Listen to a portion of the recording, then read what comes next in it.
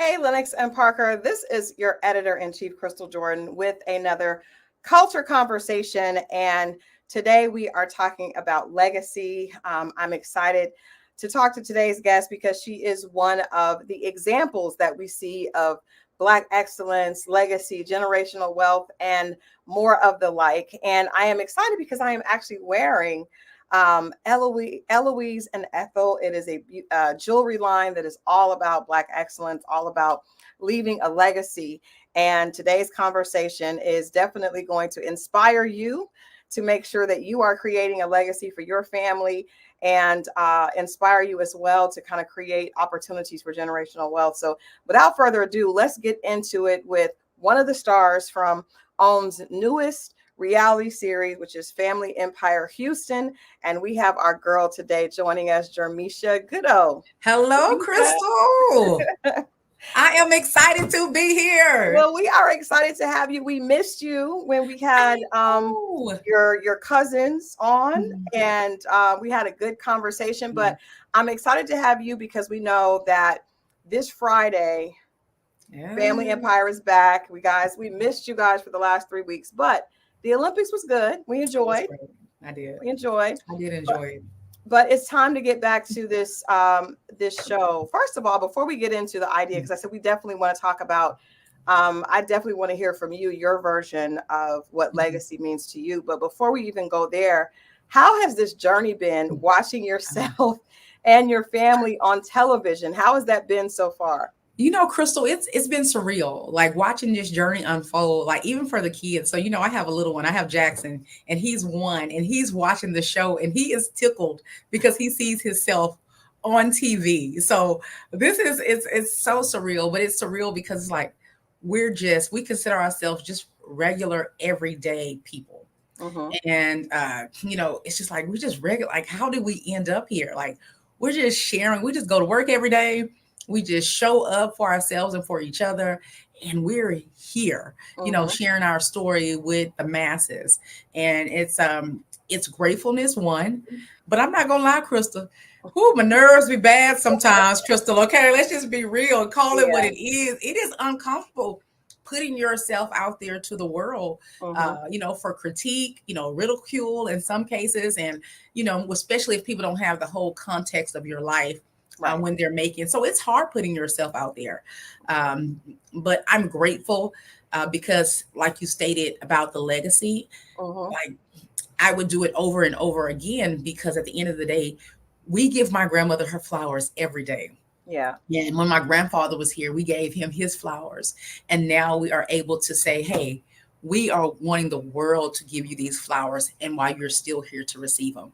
So, man, at the end of the day, if I don't care what they say about me on this, I don't care what comes up. The fact that my grandparents get to be honored with their legacy, it means the world to me. Yeah. Well, I love the fact that we get a chance to see something that really is inspirational. I mean, I think reality TV, we don't necessarily look to it for reality.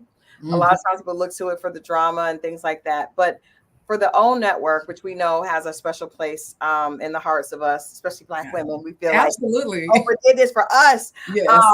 But for the OWN network to showcase a family who, you said you guys are just average, everyday people, and I appreciate that. But the legacy that your family has been able to build, so many families have not been able to do that. And so I think what a beautiful example of your grandparents being able to have the foresight to understand what this could mean for their family.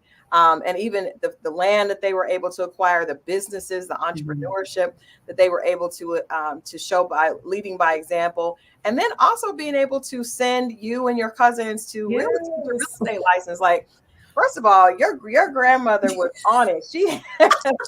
She is a woman to admire, because she had the foresight for her own, for her and her husband, and their children, but also to be able to continue to seed and instill that, in the grandchildren and the great grandchildren, even is just beautiful. And I think it's the type of example that we should be wanting to see, celebrated. Yeah, and that's what she did with legacy. And I tell people, legacy is what you leave behind. And even just sowing in the seed, of paying for our real estate license. If she wouldn't have done anything else, that was enough. But I feel as if like we have so many opportunities that her generation didn't have. Yes. Like we're all college educated. We've, we are in these socially elite circles. We have access to all types of resources. And if she was able to do it with just what, her meager upbringing, like, why can't we just elevate what she's done? And that's why I get so passionate. When they had that little meme to my legacy.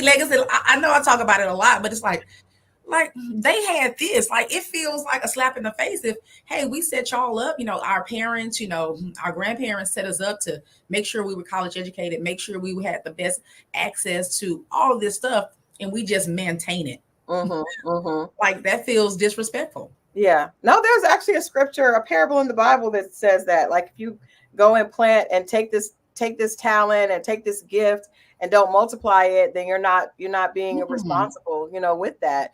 Yeah. So I definitely get that. But I'm sure, your position here among the cousins is the one that wants to elevate and wants to make sure that you guys are making, basically exponentially growing that the possibilities in the financial perspective. So I want to ask you, how do you define, because there's the term legacy and then also generational wealth that to me are represented on this show, but how much of that to you is focused solely on the financial part of it? Because I think we see you as the one that's coming in there like, well, we could make this amount of money, this is and you seem very focused on that. But I want to know, like, if you could split the pie up for legacy, how much of that would be focused solely on the financial aspect of it? So leading financially is because I know my family. You got to know your audience when you're talking to a room, right? Okay? Absolutely. You got to know your audience. And so I understand that it is it's a delayed gratification, the short term. So it's like, hey, you see this number here, it's going to be, a short term, sacrifice to a long-term gain. And so having that conversation and constantly bringing it back to the financial and how this could, it's because I know my audience. I know my cousin, I know my auntie, I know my uncles, and I know what resonates to them. No one want to feel like they're losing. Right. So that part in the past, talking about that continuously is because I know my audience. I know my people. Everybody want to make money. They want to hear the bottom line. Let's get to the bottom line. Cut all the fluff, because I am dramatic. I will never deny it. I will talk and talk and talk and talk. But I know at the end of the day, everybody's sitting around talking about, okay, can we get to the money? So, yeah.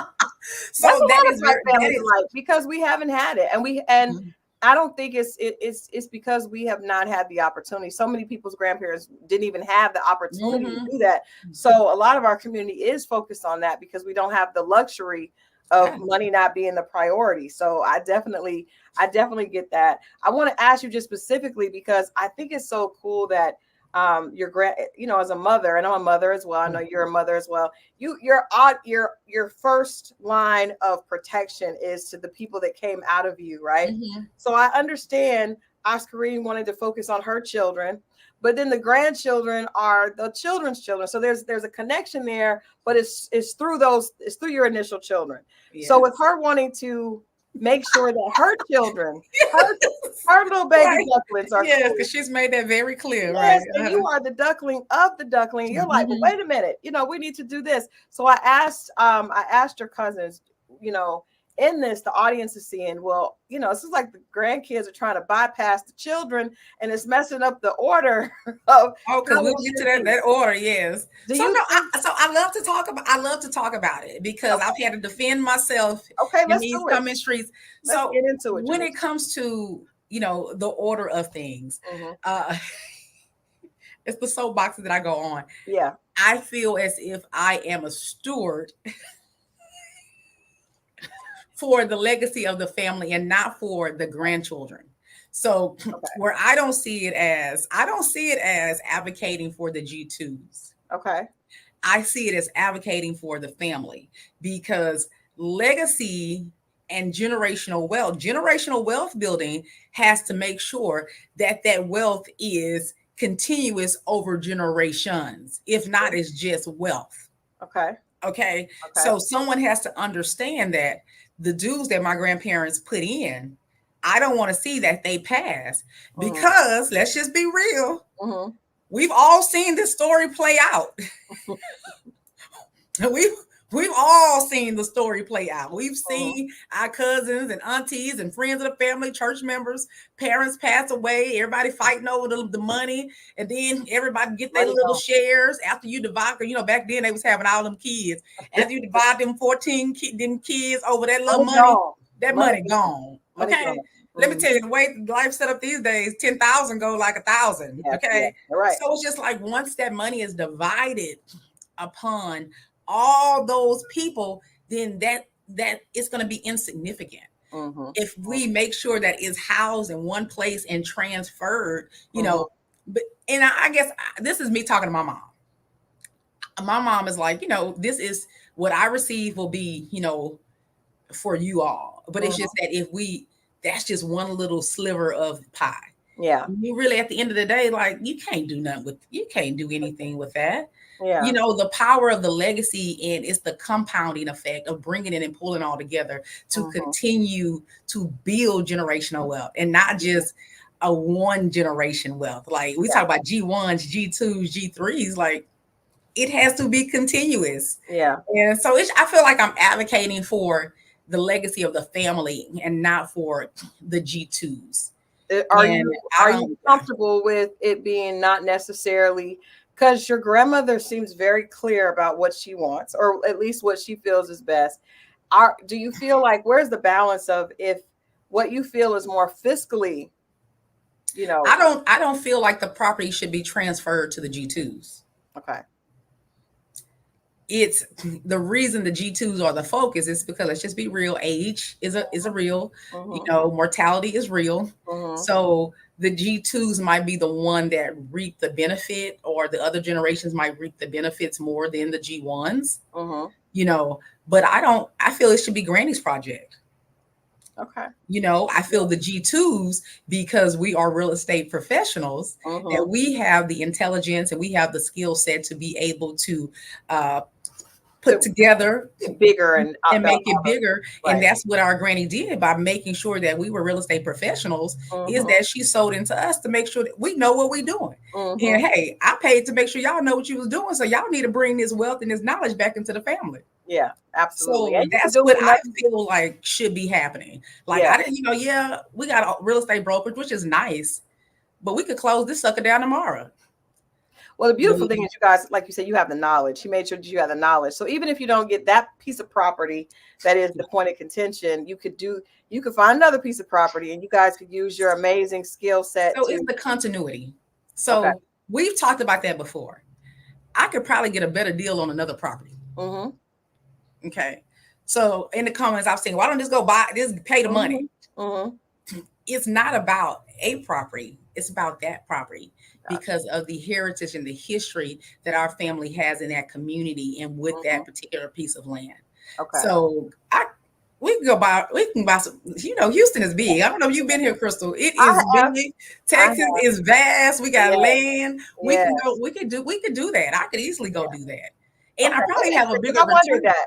I get that totally. Trust me. I grew up in Oklahoma. I'm a Sooner. OU Sooner. Boomer Sooner. Boomer Sooner. I forgot to start out with that. Boomer. Yes, I am Sooner born and Sooner bred. And when I die, be Sooner dead. Okay. Yes. So I spend a lot of time, coming to Texas for rivalry, but no, I'm with Texas. I get it.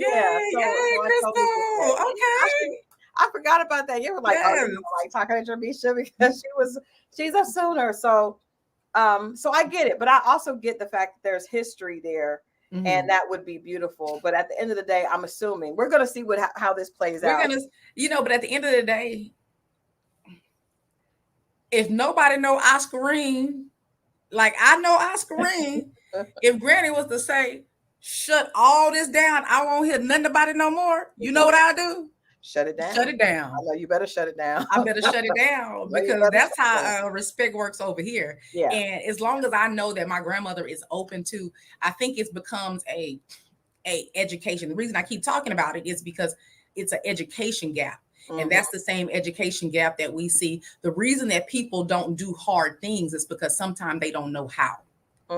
So if you educate people and let people know that, hey, this is how we can do this, then it becomes more feasible and it doesn't seem as scary or as intimidating.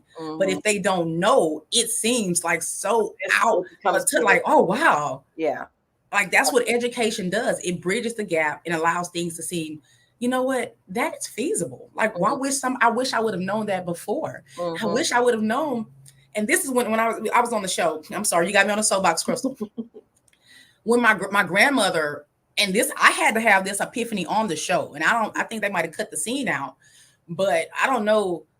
My grandmother did not understand because of how, they purchased their properties in cash back in the day. Right. They didn't even understand that you can use they didn't understand how to use lending. Oh, wow. As collateral and leverage to purchase. Like, so this is somebody that owns a street. Okay. Like, she probably don't have no debt at all. She's like, no. Okay. Like, she knows clients in real estate that we just need you to get like a prepaid card. You didn't know. That is beautiful. And that's the beautiful. They bought everything in cash. Yeah. Ooh. And so she doesn't understand. So even as educated as a boss woman she is, as a trailblazer she is, there's still an education gap. Right. And that's where we come in. And that's my responsibility to my grandmother is to be able to educate her on how we can elevate based on the knowledge that we have and the resources that we have. So that's what I feel like my obligation is. But if she say, after she hear everything I got to say, and she say, Jermeshia, shut it down. Jermeshia shutting it down. I ain't gonna be mad. I'm gonna go buy my lot somewhere else. And me and Justin Goodo, we're gonna build us whatever. Yeah. But, there you go. It's my responsibility to educate. To educate her and the family. I like that. Family.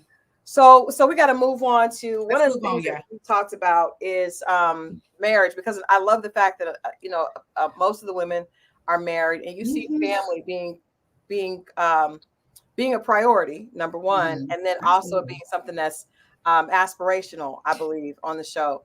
But we had a conversation on our show just about how often when you have strong families where there's strong matriarchs, often the men are kind of like, where do they fit into this picture? Because the concept of make sure that your family is first, because men come and go. It works when there's heartbreak, right? And it works when you don't have a husband. But when you have a husband, then there's some people that believe that you need to put him first, which, I believe that's the right way to do it. And then there's also the women that are saying, girl, I know you want to put him first. However, if something happens, your sisters are going to have your back. So you need to put family first. Where do you fall in? And how do you feel like, how can we manage that in a way that still promotes family? Because the family has to start with that your granny and your grandfather had to be that unit and had to have each other's back, right? So, which created all of you guys. Now we have, families that there are women that are thinking, well, you know what, my husband kind of comes second, or it's just a weird balance. So where do you fit in that?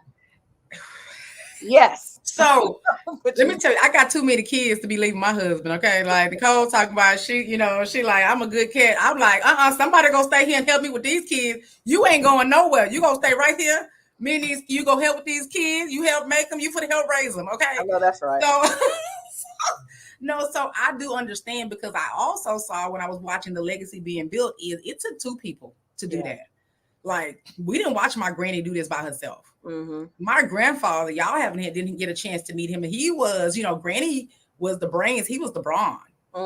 And so it took both of them together before 65 years of marriage of work. My papa was still changing light bulbs down at the beauty shop before he passed. Okay. Like, it took 65 years of working together to build the legacy that they've created. So I definitely honor the marriage and the unity of it, of building wealth and building that and creating that for our families, because our family is just a piece of the Black wealth that is being created in our community. So I feel like we need more of those. Like, I don't, like, if you choose to get married, am I having, what you do, whether you choose or decide Right. to get married, that is on you. And I don't care what you do. I'm not one of them old grandmamas you need to get married and have kids. That's not me. Right.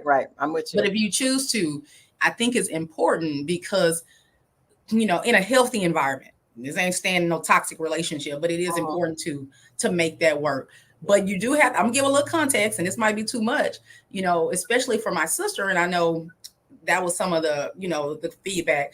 My mom and dad were married for 30 years.